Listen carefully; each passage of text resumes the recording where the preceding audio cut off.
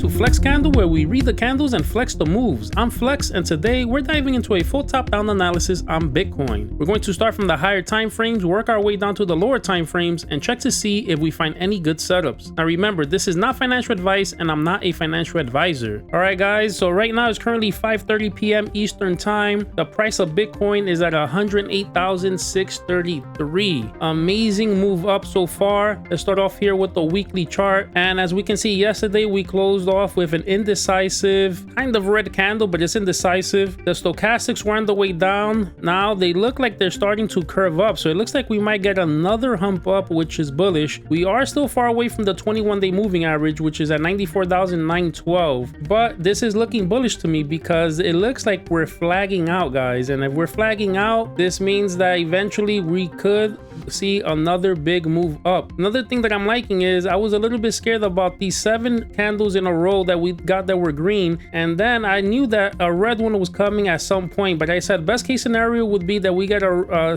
little red one, and look at these small ones that we're getting. It's nothing really significant. We're just basically holding these levels right here, so things are looking kind of bullish now. Now we go over to the 3-day chart. The stochastics have reset. It looks like we could be on the way up. We do have to be careful that this doesn't roll over. The 21-day moving average is at 101,366. Is not too far away, and this candle closes in about a day and 3 hours, and so far we're getting a green engulfing candle. The last candle here was red, but we wicked off from the bottom, so this is also looking bullish. On the 2-day chart, we had lost the 21-day moving average, and look at this, guys. Now we have a big green engulfing candle as well. We got back above the 21-day moving average. The stochastics are low. They're starting to droop over here, so it's hard to say what's going to happen, but if we become bullish, this might turn over and start going up again. Now on the daily chart, once again we are above the 21-day moving average. We do have 2.5 hours before this candle closes. Hopefully this does not fall back down, but if we close like this is going to be very bullish. This 50-day moving average has been our support, our defense, our savior here, which is at 103,905. The 21-day moving average is currently at 106,193, and look at this, guys. The RSI started pointing up. The stochastics RSI here were on the way down, which was bearish, but now look at this. Yesterday I anticipated this curve happening, and now we're starting to get a curve back up, which is bullish. Remember, there is resistance here at 110,500, let's call it, even in the last all-time high, which was about 112,000. So we have to see if we could push through that. Now we see here the 80-day moving average is crossing the 200-day moving average. That's bullish, and soon, if everything continues, we'll get this 100-day moving average to cross the 200-day moving average. And like I said, once we have the 21, the 50, the 80, the 100, and then the 200, that's going to be a very bullish sign. Now we head over to the 22-hour chart. The stochastics are reset. They're pointing up. RSI is pointing up. We're back above the 21-day moving average. This is bullish. And on the 8-hour chart, guys, the stochastics are on the way up. And if you guys remember, I had you guys here on a cup and handle, and this got scary here, especially here where we wicked all the way down to 102,000. But look at this, we got back up. The cup and handle started breaking out exactly right here, and we're above the 21-day moving average again, which is currently at 107,049, and the measured move to this cup and handle is 113,679. Again, if you guys took this trade, congratulations. Even though the whole measured move has not happened, it's always a good idea to take profits. Right now this is a winning trade. Anything could happen. We could roll over, some bad news, so I would recommend taking profits. Again, I'm not a financial advisor. This is not financial advice, but this is something that I will be doing just in case. Now if we head over to the 4-hour chart, on the 4-hour chart I also had this in a falling wedge pattern. If you guys remember, initially I had a falling wedge, then things looked like it was going to be a flag. I switched it, and then I switched it back to a falling wedge, flip-flopped on you guys a couple times, but as you guys can see, look at this, we already broke out of this falling wedge. Measured move to this is 110,273. We're less than $2,000 away from getting to that point. Again, is a good time to take profit. We never know if we are going to make this full measured move. Now what's bullish here is we are above the 200 to 21-day moving average. And I remember, guys, I was telling you guys, if we're below the 200-day moving average, that's bearish, but we never really got super confirmation. We never fully dropped down. We're back up again. We're back above all the moving averages. So this is very important. We have a bullish divergence here as well on the stochastic RSI. The only thing is that we're starting to get a little bit toppy here, but it looks like maybe like over here where we dragged, we could probably drag here a little bit, make that that final push up, maybe to this measured move, and then maybe from there we could come down a little bit or go sideways. So right now